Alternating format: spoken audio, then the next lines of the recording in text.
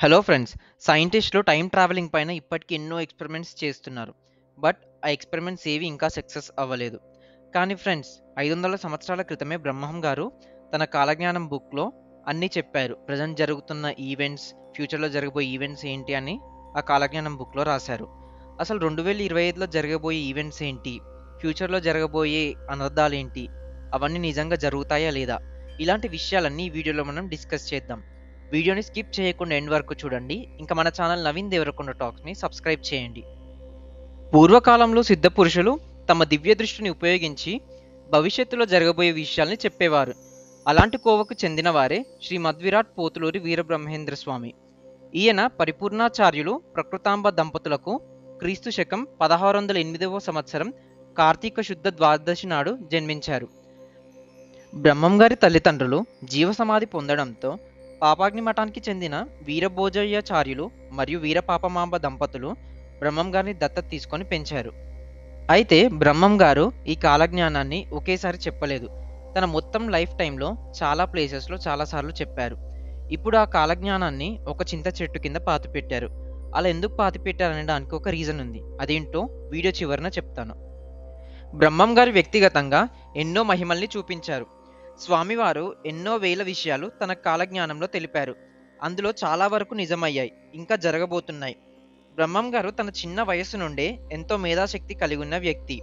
తన చిన్న వయసులో పెంచిన తండ్రి చనిపోయాడు.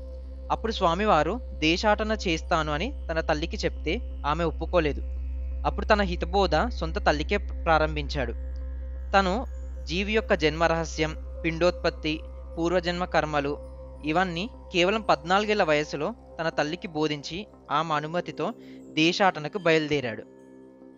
అయితే కాలజ్ఞానాన్ని మన వాడుక భాషలో రాయలేదు.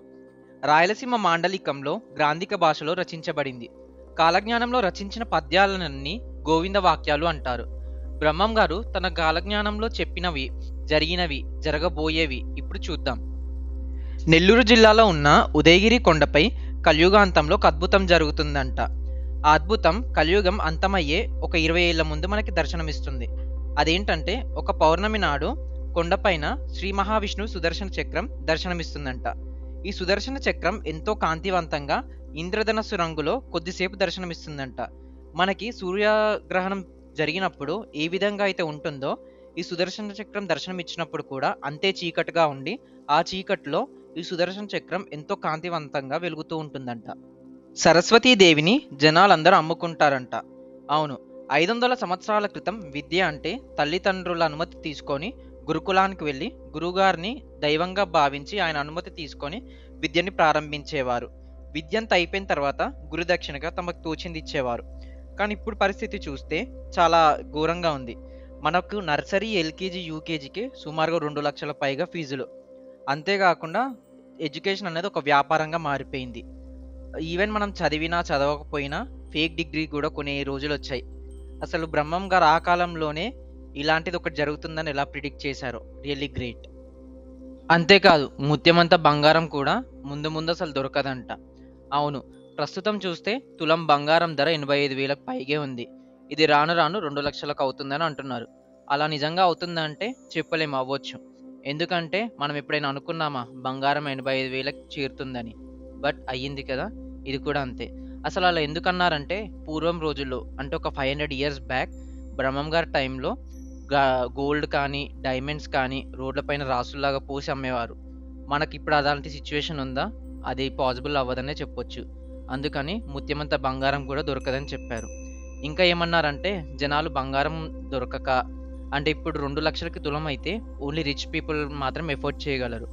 మనలాంటి మిడిల్ క్లాస్ పీపుల్ ఇంకా పేదవాళ్ళు ఏం చేస్తారు? ఆ బంగారం దొరకక ఇత్తడిని కరిగించి వాటిని వస్తువులుగా చేసి వేసుకుంటారని కాలజ్ఞానంలో తెలిపారు. ఇంకా అకస్మాత్తుగా డబ్బుకు విలువ లేకుండా పోతుందని చెప్పారు. నవంబర్ 8, 2016 మనకి నోట్లు బ్యాన్ చేసిన సంగతి తెలిసిందే. 500 ఇంకా 1000 రూపాయలు ఎవరి దగ్గర ఎంతున్నా సరే అవన్నీ ఇన్వాలిడ్ అయ్యాయి. అలాంటి సిచ్యువేషన్ ఒకటి వస్తుందని అప్పట్లోనే ప్రిడిక్ట్ చేసి చెప్పారు. సృష్టికి ప్రతిసృష్టి కల్పించే జీవాలు వస్తాయని బ్రహ్మం గారు చెప్పారు. బ్రహ్మ సృష్టించిన 84 లక్షల జీవరాశుల్లో మనిషి ఒకరు. మనిషి ఇప్పుడు ఎంత అడ్వాన్స్ అయిపోయారంటే, మనకి ఐవీఎఫ్ బేబీస్ అని, ఇంకా రోబోస్, ఆర్టిఫిషియల్ ఇంటెలిజెన్స్ ఇలా ఎన్నో అడ్వాన్స్మెంట్స్ చేసుకుంటూ సృష్టికి ప్రతిసృష్టి చేసే ఎన్నో యంత్రాలను తీసుకొచ్చారు. ఎన్ని యంత్రాలు వచ్చినా సరే చావు పుట్టుకల్ని కనుక్కునే యంత్రం మాత్రం కనుక్కోలేరని బ్రహ్మం గారు చెప్పారు. అవును, మనిషి ఎలా పుడతాడు, అది జీవరహస్యం ఏంటి అని కనుక్కోవడానికి ఒక్క మిషన్ కూడా ఇప్పటివరకు రాలేదు. అలాగే చనిపోయిన వ్యక్తుల్ని మరలా బ్రతికించడానికి కూడా ఏ మిషన్ కనుక్కోలేకపోయారు. 6 ఏళ్ల పాప తల్లి అవుతుందని చెప్పారు. బ్రహ్మం గారు చెప్పినట్టే పెరు దేశంలో పుట్టిన లీనా మెడినా అనే పాప 6 సంవత్సరాలకే ఒక మగబిడ్డకి జన్మనిచ్చింది. ఆ పాప 8 నెలలకే రజస్వల అవ్వడంతో 4 ఏళ్లకే జన్మనిచ్చే విధంగా అవయవాలన్నీ పెరిగాయి. లీనా మెడినా 5 ఇయర్స్ టైంలో తనకి కడుపు విపరీతంగా నొప్పి వస్తుందని తల్లిదండ్రులకు చెప్పింది. అయితే కడుపులో ఏమైనా కణితి పెరుగుతుందని భయంతో వాళ్ళ తల్లిదండ్రులు హాస్పిటల్కి తీసుకొని వెళ్ళారు. అయితే టెస్ట్ చేసిన డాక్టర్స్ చూసి షాక్ అయ్యారు. ఎందుకంటే అప్పటికే లీనా మెడినాకి 7 మంత్స్ ప్రెగ్నెన్సీ ఉందంట. 1939 మే 4న ఈ సంఘటన జరిగింది. వైద్య రంగంలో ఈ సంఘటన ఇప్పటికొక మిస్టరీ లాగే ఉంది. అయితే లీనా మెడినా ఒక మగబిడ్డకి జన్మనిచ్చింది. ఆ బాబు 40 సంవత్సరాలు బ్రతికాడు. నీటిపైన తేలే ఇల్లులను నిర్మిస్తారని బ్రహ్మం గారు చెప్పారు. ఆయన చెప్పినట్టే ఇప్పుడు అనేక దేశాల్లో దుబాయ్, నెదర్లాండ్స్, చైనా, అమెరికా ఇలా చాలా దేశాల్లో నీటిపైన తేలే ఇల్లులను నిర్మిస్తున్నారు. అంతేకాకుండా నీటి సహాయంతో జనాలు విద్యుత్ పుట్టిస్తారు. వాటి వల్ల చీకట్లని తరిమికొట్టి వెలుగుల్ని ప్రసారిస్తారు అని బ్రహ్మం గారు ఆ కాలంలోనే చెప్పారు. ఆయన చెప్పినట్టుగానే ఇప్పుడు హైడ్రో ఎలక్ట్రిక్ పవర్, డ్యామ్స్ నుంచి వచ్చే ఫ్లో తోటి ఎంతో కరెంట్ జనరేట్ అవుతుంది. అప్పుడే పుట్టిన పిల్లవాడు మాట్లాడతాడని బ్రహ్మం గారు తన కాలజ్ఞానంలో చెప్పారు. మనకి పురాణాల్లో చూసుకుంటే అభిమన్యుడు ఇంకా ప్రహ్లాదుడు గర్భంలో ఉన్నప్పుడే ఎన్నో విద్యల్ని అభ్యసించారు. ప్రస్తుత కాలం చూస్తే ప్రెగ్నెన్సీ టైంలో ఎన్నో హోమ్స్ వచ్చాయి, అంటే ప్రీనాటల్ హోమ్స్. దీని ఉద్దేశం ఏంటంటే కడుపులో ఉన్న పిండం పుట్టగానే ఎన్నో స్కిల్స్ని డెవలప్ చేసుకోవడానికి రకరకాల యాక్టివిటీస్ చేపిస్తున్నారు ప్రెగ్నెన్సీ ఉమెన్తో. సో భవిష్యత్తులో ఇలాంటిది జరుగుతుందని ఏమాత్రం ఆశ్చర్యం లేదు. ఎందుకంటే ఈ మధ్య కాలంలో మనం చూస్తే అప్పుడే పుట్టిన పిల్లవాడు లేచి నడుస్తున్నాడని ఒక వీడియో చాలా వైరల్ అయింది. సో ఈ విధంగా చూస్తే భవిష్యత్తులో పుట్టగానే మాట్లాడబోయే కిడ్స్ వస్తారని చెప్పడంలో ఆశ్చర్యం ఏం కనిపించడం లేదు. జనాల్లో విపరీతమైన కామం, వ్యామోహం పెరిగి వావి వరుసలు లేకుండా ప్రవర్తిస్తారని బ్రహ్మం గారు ఆ కాలంలోనే చెప్పారు. ప్రస్తుత సమయంలో వార్తలు చూస్తుంటే అది నిజమే అనిపిస్తుంది. ఎందుకంటే ఎన్నో విషయాల్లో హత్యలకు కూడా దారితీసిన సంఘటనలు మనం చూసాం. అంతేకాకుండా సొంత అన్నా చెల్లెళ్ళు, తండ్రి కూతుళ్ళు ఒకరి భార్యతో మరొకరితో తిరగడం, జనాలు ఇలా ప్రవర్తిస్తూ పోతున్నారు. స్త్రీలు మానంబులు అమ్ముకొని తమ పుట్టకూటిని పోషించుకుంటారని బ్రహ్మం గారు అప్పట్లోనే చెప్పారు. ఇప్పుడు మనం చూస్తే కొంతమంది సరదా కోసం, కొంతమంది పుట్టకూటి కోసం సెక్స్ వర్క్ చేస్తూ ఉన్నారు. మనకి ఎన్నో ఫేమస్ సిటీస్ అయిన కోల్కతా, ముంబై ఇలాంటి ప్రదేశాల్లో చాలా రెడ్ లైట్ ఏరియాస్ ఉన్నాయి.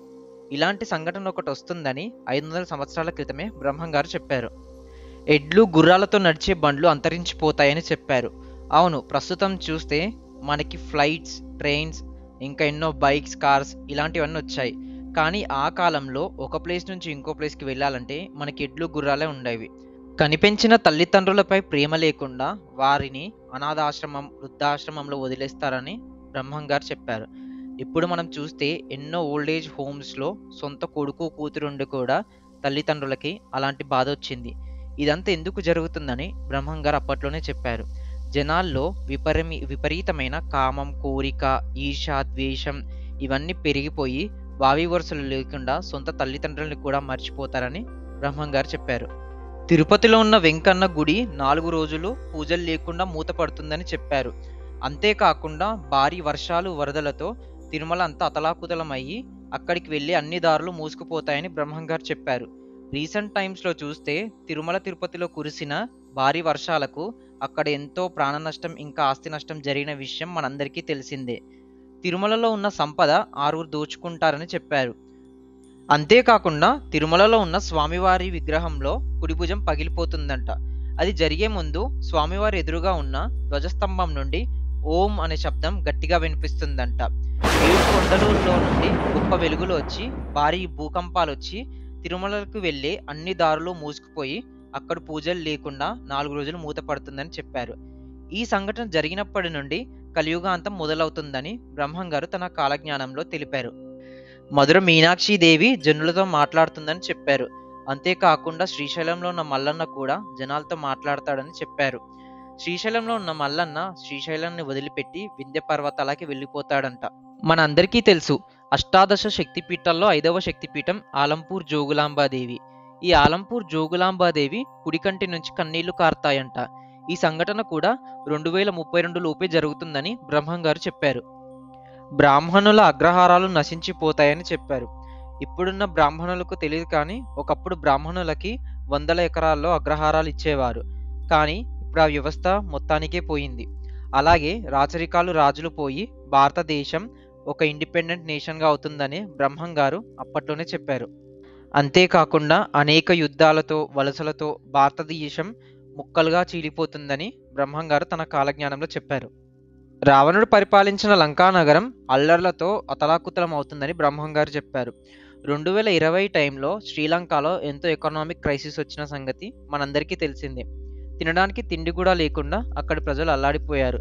ఎంతలా అంటే ఈవెన్ అక్కడి ప్రెసిడెంట్ కూడా దేశాన్ని వదిలిపోయే అంత పరిస్థితి వచ్చింది. ఒక అంబ 16 ఏళ్ళు దేశాన్ని పరిపాలిస్తుందని బ్రహ్మంగారు చెప్పారు. ఇందిరాగాంధీ పరిపాలించిన టైం పీరియడ్ చూస్తే సుమారుగా ఈ పీరియడ్తో క్యాలిక్యులేట్ అవుతుంది. అంతేకాకుండా 2028 కల్లా భారతదేశం అన్ని రంగాల్లో ముందుండి అగ్రరాజ్యంగా నిలుస్తుందని చెప్పారు. ఇప్పటికే చూస్తున్నాం, ఎకనామిక్ పరంగా ఇంకా సూపర్ పవర్గా భారతదేశం ఆల్రెడీ ఉంది.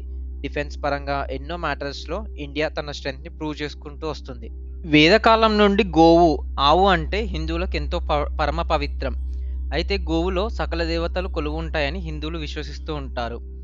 బ్రహ్మంగారు చెప్పిన దాని ప్రకారం 3 కాళ్ళ ఆవుకి ఒక మగ పిల్లవాడు పుడతాడంట.